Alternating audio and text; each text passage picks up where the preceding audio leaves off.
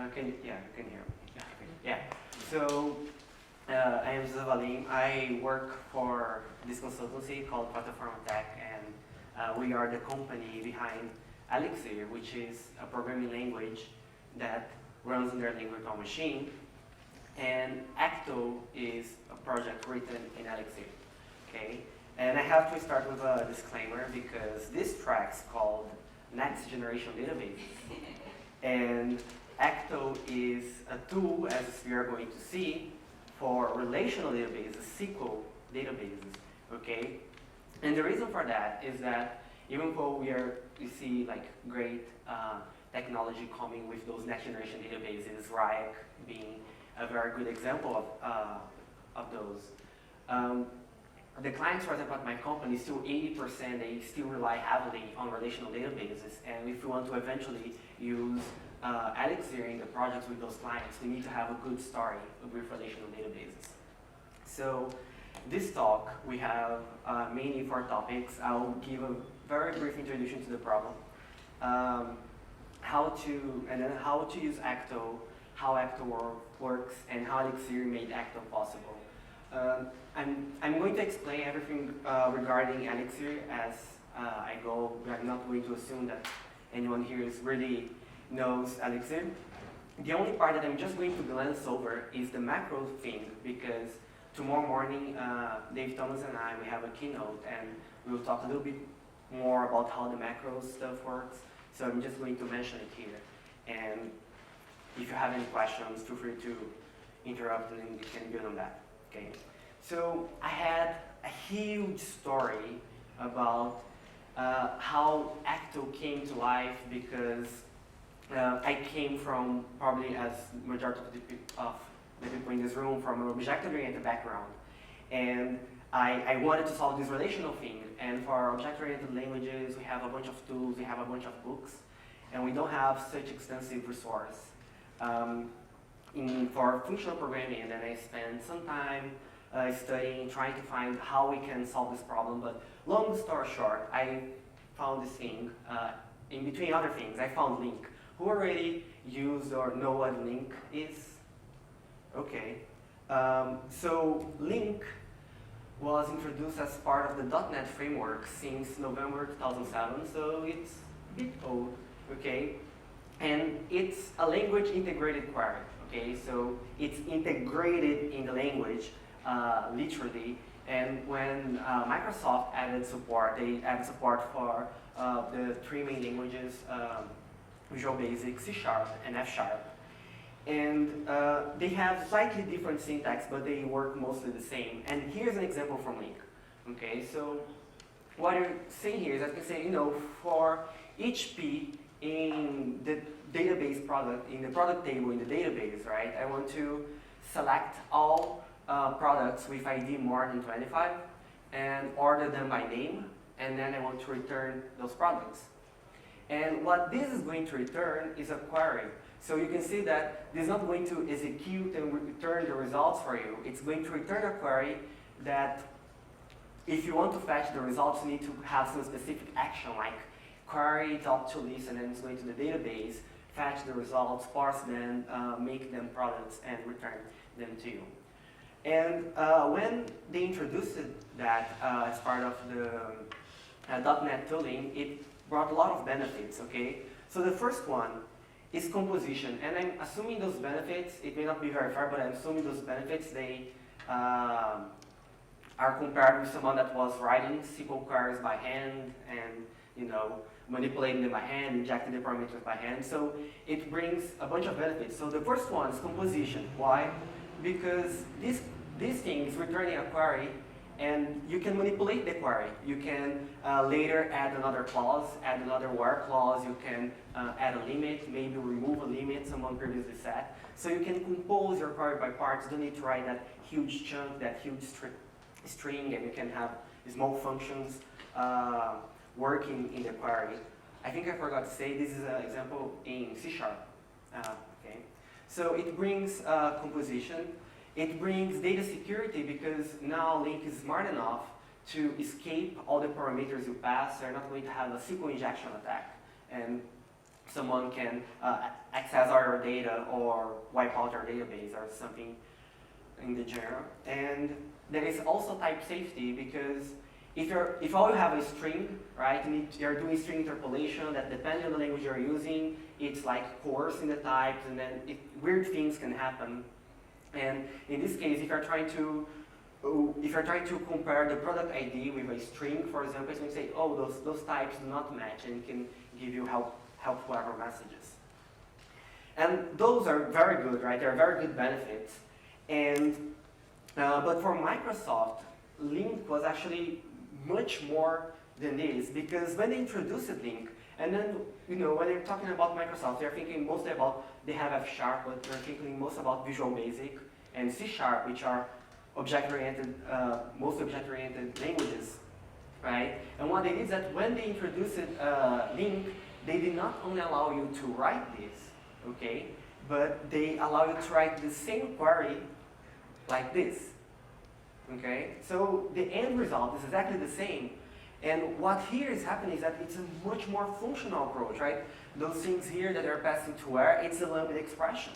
So for them it was like a big move, because they were introducing more functional concepts in the life of like everyday object-oriented programmers developers, right? They were getting more functional constructs and getting used with this. So it was a big move.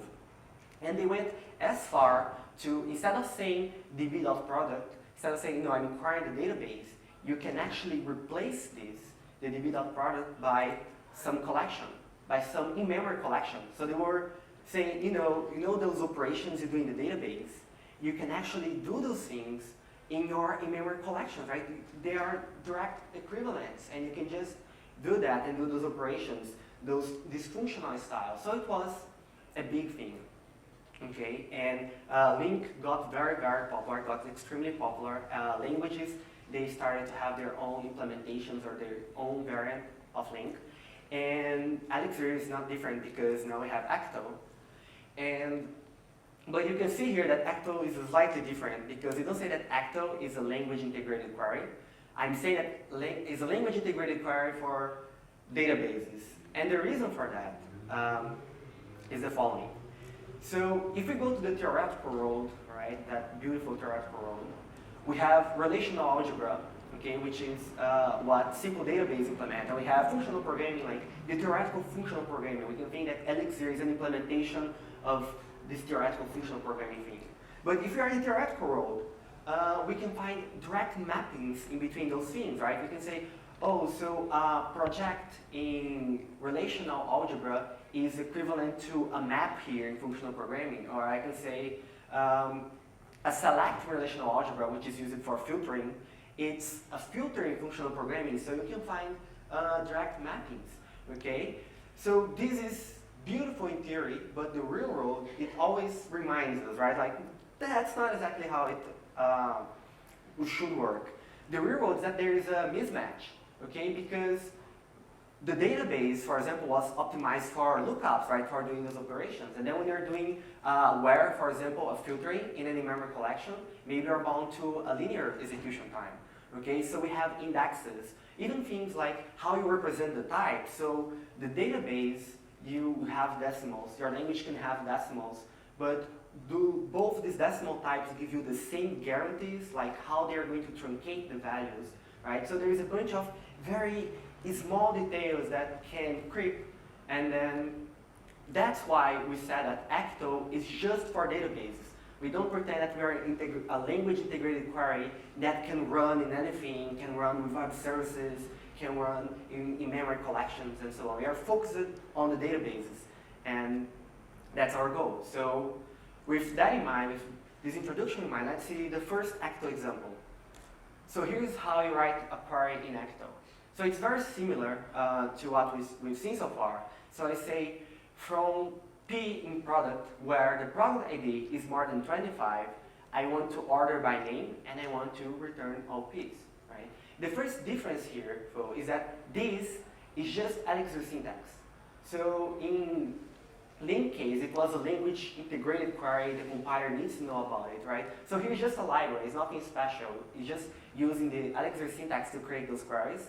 And the reason we can do that is because we have macros that can look at those things and manipulate them. Okay, and then this as LINQ is going to return a query that we can manipulate, add other clauses, and when you want to actually get the results, you need to go to a repository, which is the storage, right? It's something that represents the database, and say, okay, give me all the results, and it's going to fetch, and then you do what you usually do with it. So this brings the same benefits. So composability, for example, we can, since from, right, is returning a query, okay, we can later extend. We can say, so here I create a query for HP product where product ID is more than 25, and then I can extend this query, say, and I want also to add another by clause that's going to order by name, okay, and then I'm extending these in parts. And the reason this works is because in Elixir we have something called protocols, and they are kind of similar to interface in object-oriented languages. But if you are a Clojure developer, it's exactly the same as a Clojure protocol, which is basically extension points.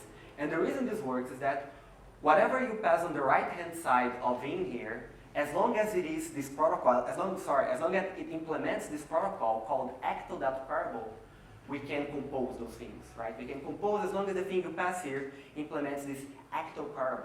And this allows us to do a lot of interesting stuff. For example, I can do this. I can say repo.get, pass the product, right, the product identifier, and the ID of one. What this is going to do is go into the database and get the product with ID of one. And then I can say for each category that is associated to this product, right, and then I can get all those categories and limit it to 10, and that returns me another query. So I'm just composing the queries, right, and then I can have all the categories that are associated to the product. And that's all because all this thing needs to do, it needs to return to us, is something that implements Ecto.variable. Okay, so we have a very nice composition of you. You can encapsulate those things in functions and extend as you need them. The other thing we get is data security.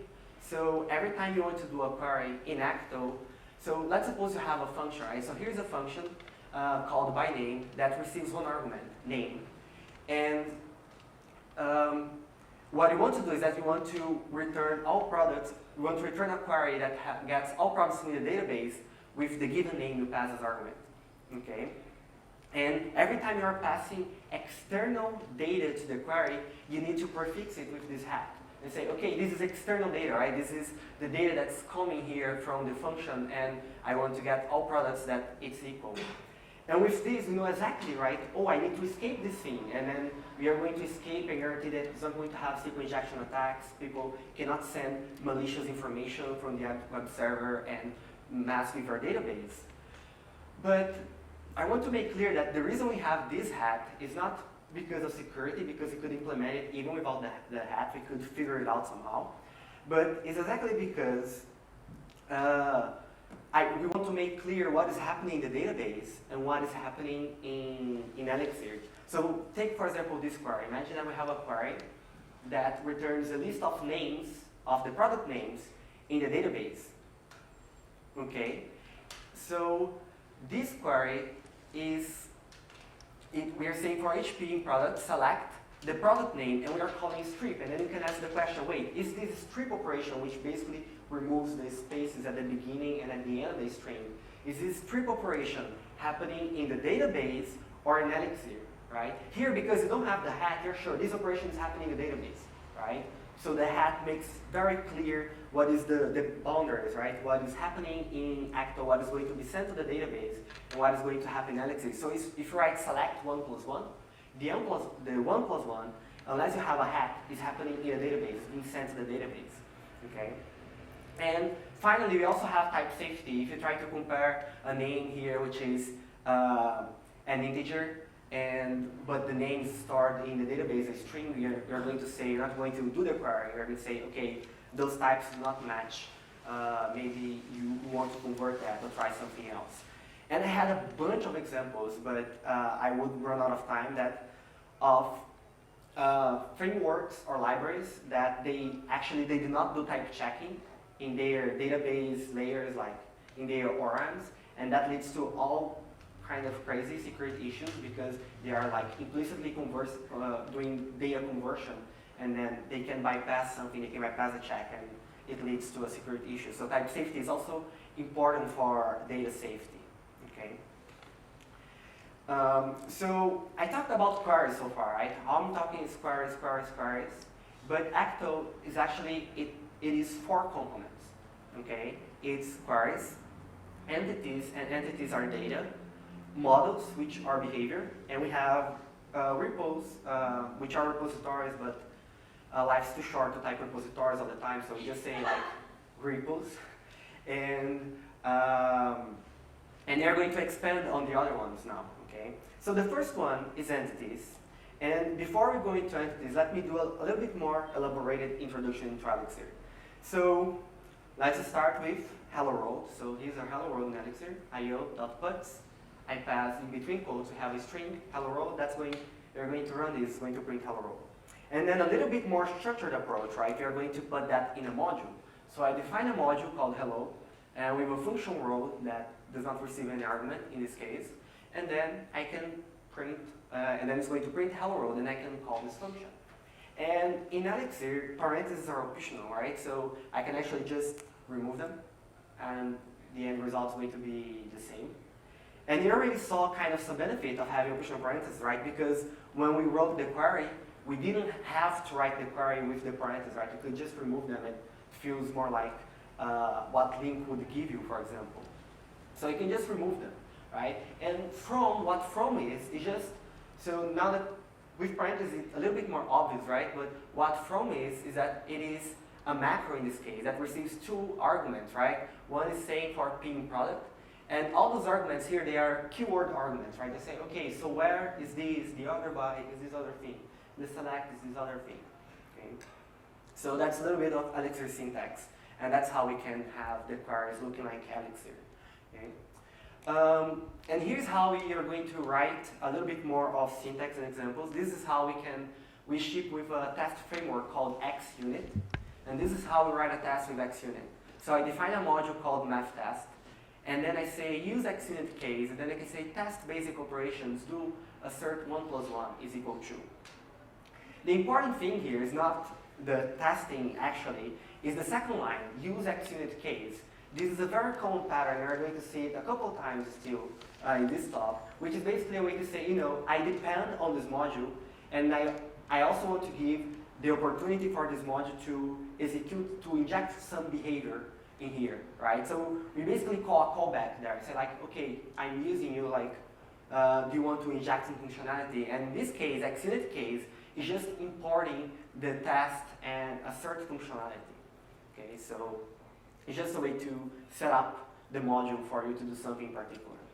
And we are talking about modules, right? Which behavior functions, right? And we have data as well. We have many ways to represent data. We have tuples, we have lists. And I want to talk about one of them, which are records. So records is going to, in Elixir, is going to feel very familiar to records in any other functional programming language. It's also similar to structs in C. It's basically data, right? You have data and you can give, it has some slots and you can give names to those slots, right? So here we say, okay, I have a record with 2 fields, name and age, and it's just data. It's not an object, right? You cannot put behavior in that. It's just data.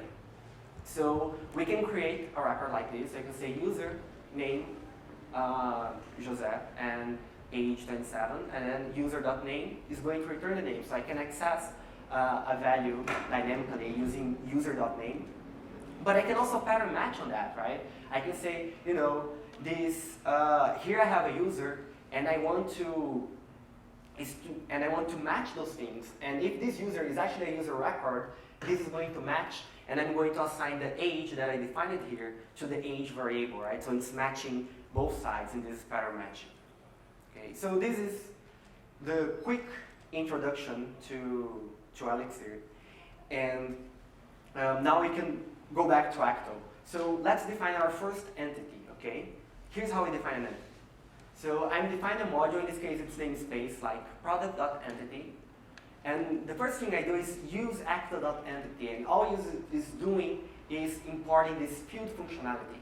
And an entity is exactly the same, not exactly the same thing. An entity is a record. Okay, so we just saw records, how you could is things for data, right? And an entity is exactly the same thing, The only reason why we use a different syntax to define them is because the database needs to know a bunch of information, like what is the primary key, what is the type you need to convert, like a float in a database you want to cast to what in the Elixir land. So since we need to keep all this metadata, and you potentially need to pass some extra information, we created this small DSL for you to define the entity. And to prove that it is exactly a record, right, we can just write this. We can create an entity by using the brackets the same way, product.entity, use the brackets, and then I can access this product.name. Since the talk is in London, I thought that naming the product umbrella would be a good idea. And we can also pattern match to get the available entries for the product and so on. Okay, so that's it, right? It's nothing really special, okay? And that's kind of the point, right? It should really be simple. It's just data. It's nothing more, because here we are in the FP world, right? The functional programming. We keep just data and then we put behavior elsewhere. And that's exactly what they're doing. That's data, okay? And then, so if entities are data, we need to add behavior, okay? And behavior for us, we call them models, right? They're just moving to a more database-oriented name. So we're saying, okay, we have models. And here I'm going to show an example of a model. Is this, right? It's just a module, right? Behavior, what is behavior? Behavior are functions, right? That a model is basically a bunch of functions that can work in a particular data. And this is exactly where we're going. So, we just define a module, just define the functions that work on the data. And you could do exactly that and you could say, okay, this is my model. And while this is totally valid, there is a bunch of concerns that happens all the time, right? Like, oh, I want to add validations to I want to validate the data, or I want to execute some callbacks. So for those cases, you could also use actor.model, right? And what it does is that it's going to bring some functionality so you can define stuff that you're defining all the time. So examples, so model is bringing basically right now, we are very early on, but basically right now it can help on 3 areas, right? So the first one is validations, the second one is callbacks, and the third one is parable. So validations, it basically looks like this. So if I have a module and I use actor model, I can define validations like this. I can say validate product where the name is present, the description has length in between 5 and 1,000, and I also want to validate the attachments, because now imagine my product has a thumbnail or something, and then I can call something else to validate the attachments for me. And what this is going to do behind the scenes, surprise, surprise, is that it's going to define a function, right? Because that's our behavior, functions.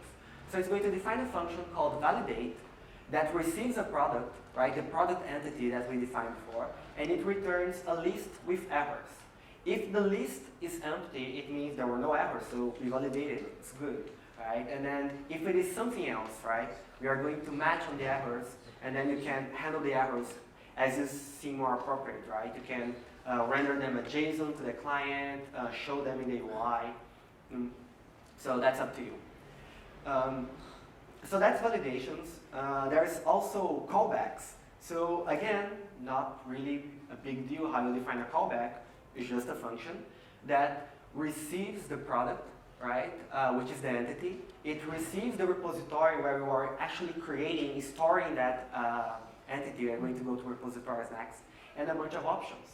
And again, it's just a function, and you can see here that they state the data is always explicit, right? It's not like depending, if you're coming from an object-oriented world and then you have ORMs, the callbacks, they are together with the data, right? They pack everything together, and it's hard for you to have callbacks that can run different things.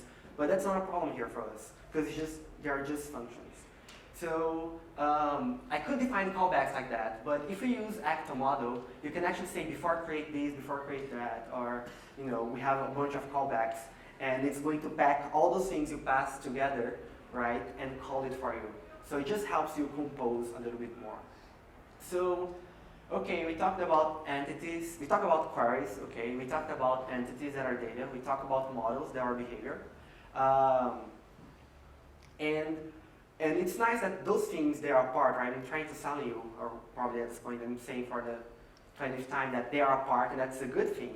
But most of the time, or you want actually to have them together, right? You actually want to pack them together. You actually want to say, you know, when I do this query, I want to create this entity, and when you save or when you create this entity, I want you to run those callbacks, right? You want this wiring to be done for you all the time. You don't want to do that wiring all the time that you need to.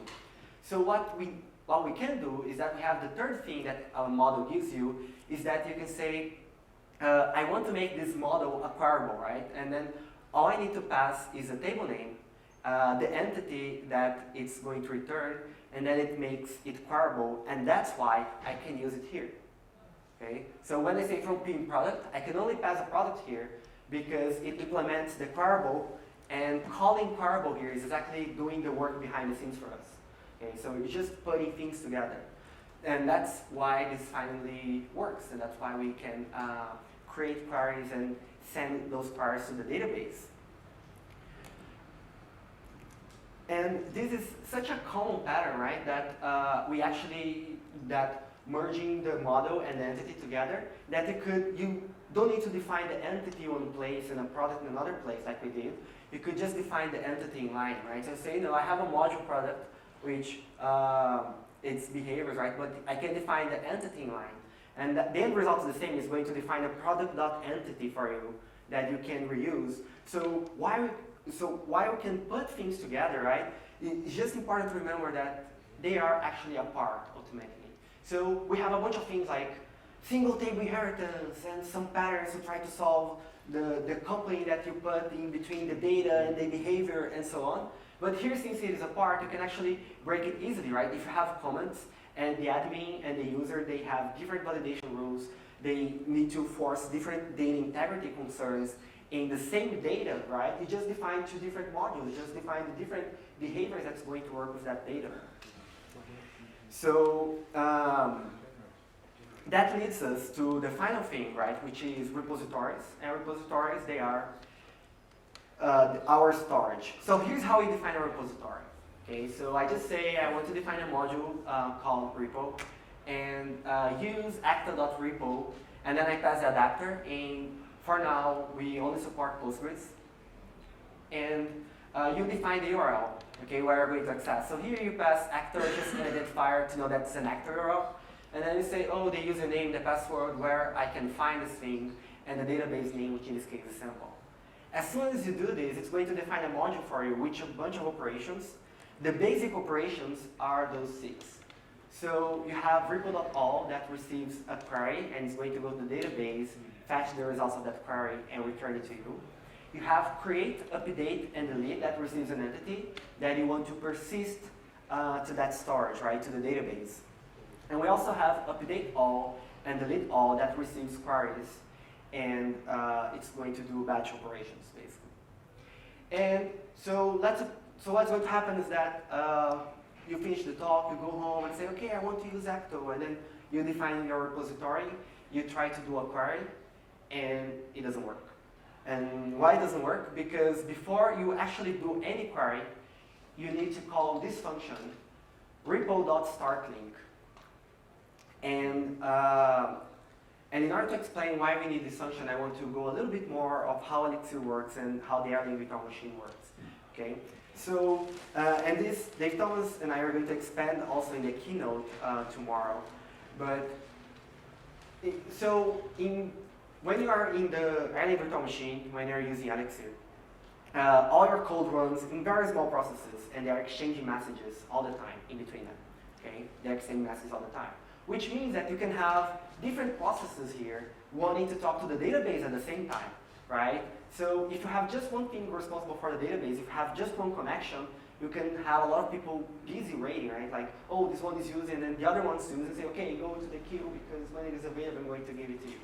So we don't want to do that, right? And furthermore, you don't want to open the connection to the database all the time because that can be expensive. So what we do is that we define a process pool. We define a pool of things that are connected to the database, and every time you need to talk to the database, we set everything up together. And for Ecto, we use this library called Poolboy, which is an Erlang library, and I think Riak still uses some part of the Riak stuff. For example, is using Poolboy. And basically what it does is this, right? So what you have a manager, and you have, which is here in orange, and then in purple you have the workers. Okay, so if there comes a process from somewhere, like there's a web request, right, and you want to hit the database, what you say is that you go to the manager and say, okay, I want to communicate to the database. So you ask the manager, give me a process, give me something from this process pool, okay? And then the manager say, okay, you can use this one. It gives back a reference. And now that you have the reference, you can actually go to that thing in the pool and say, okay, please do this query for me, and the pool keep a bunch of connections to the database for you. So we can win a lot of time.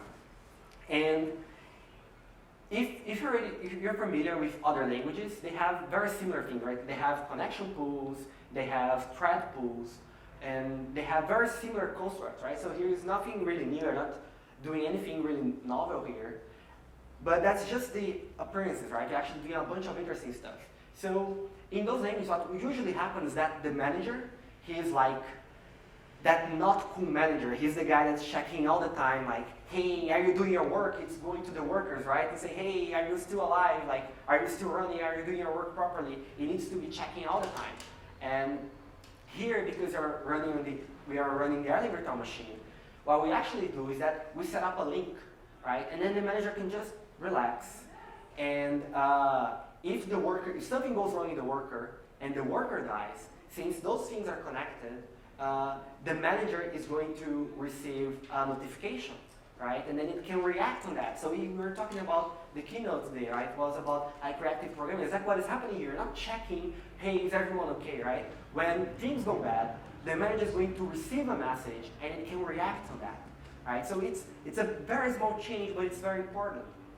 And the keynote really expand on that, right? Why you want to do everything in an event-driven fashion, right? Reacting. And the difference is not only here, because since this is already a good improvement, it's a good step, but what the other languages are doing is that they have the manager that is checking this stuff, but it ends up there, right? The connection pool, the thread pool, it's running somewhere in memory that nobody actually knows where or checking it. And what happens if the manager dies, right? Theoretically, if the manager dies, much worse than the worker dying, because if the manager dies, like the thread pool, the connection pool, the process pool is gone, okay? So we don't end up here, we don't end up with the manager and the workers. What happens is that the manager, it's going to have a supervisor, right? It's the supervisor in your application.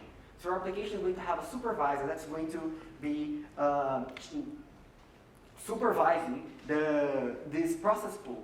And then your application supervisor can supervise other stuff, like maybe you have a worker for calculating statistics at real time, you have some other worker on the other side, and these start to look like a supervision tree, right? Because depending where you are, I could have the supervisor of my supervisor, and then it start to have this tree of workers and supervisors, okay? And when something goes bad, they're always escalating the issue, and the supervisor can react on them, okay?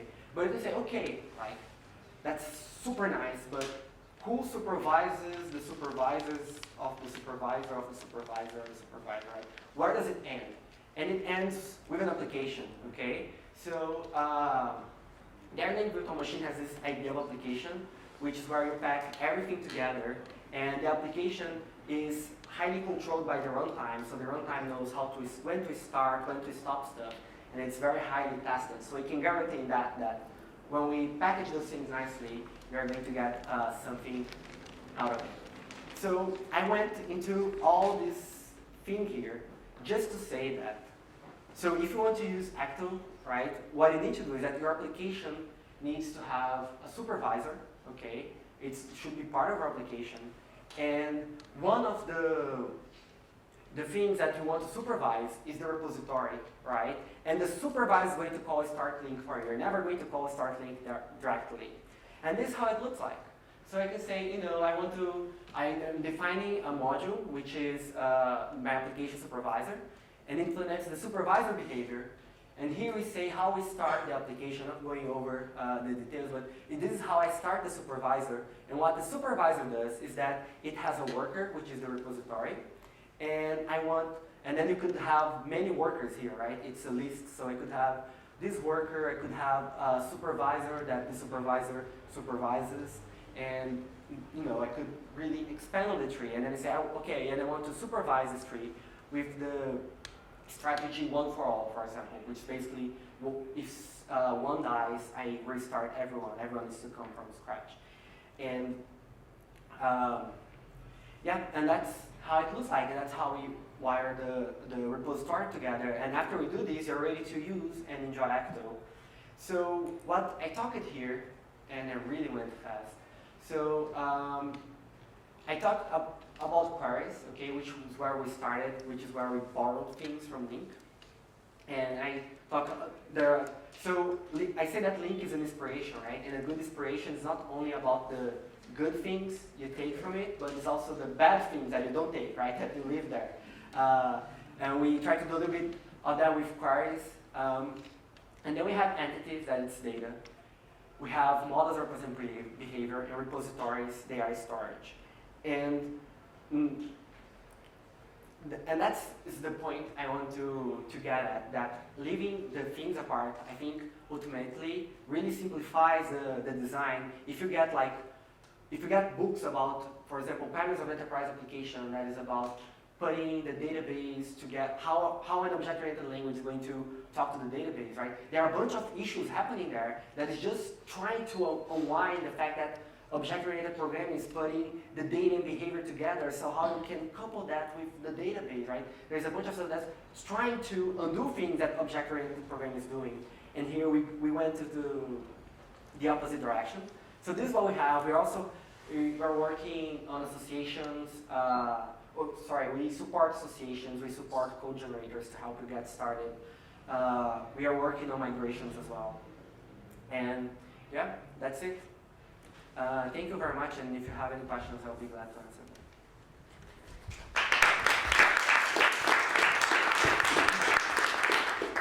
Does anyone have questions?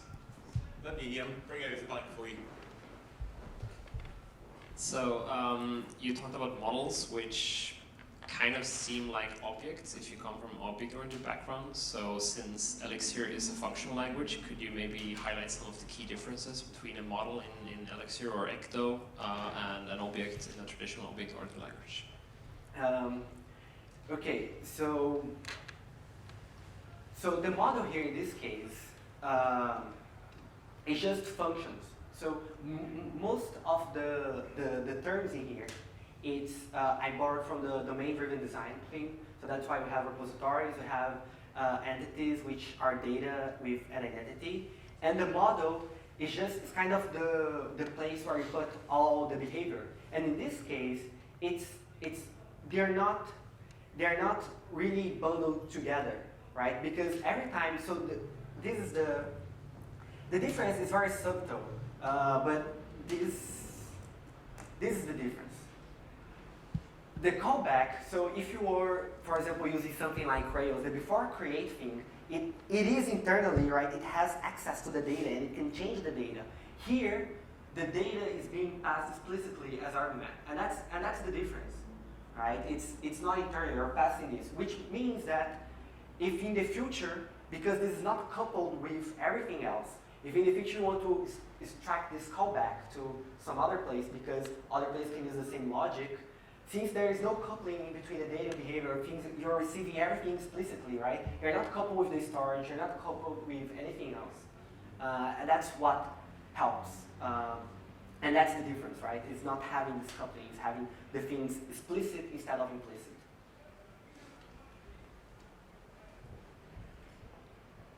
you elaborate on the curable protocol? What do you need to implement to actually use Okay, Ecto? so the curable protocol, all you need to implement is a function called toQuery that receives the thing and needs to return a query structure.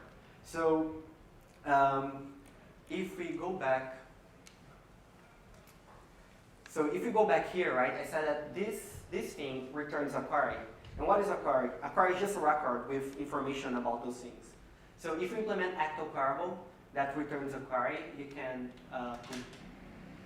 then it's going to work, right? And since a query, and the query already implements Ecto Curable because a query is a query, so it just needs to return itself. And then those other things, they just do a very simple thing, say, okay, just query me. It's, if I can show the source code, both of the implementations of the protocol, they're really straightforward. Any other questions? No, well, in that case, I think the next is the final session of today, the key length speech. So thank you very much. Thank you, José, and enjoy the rest of the day.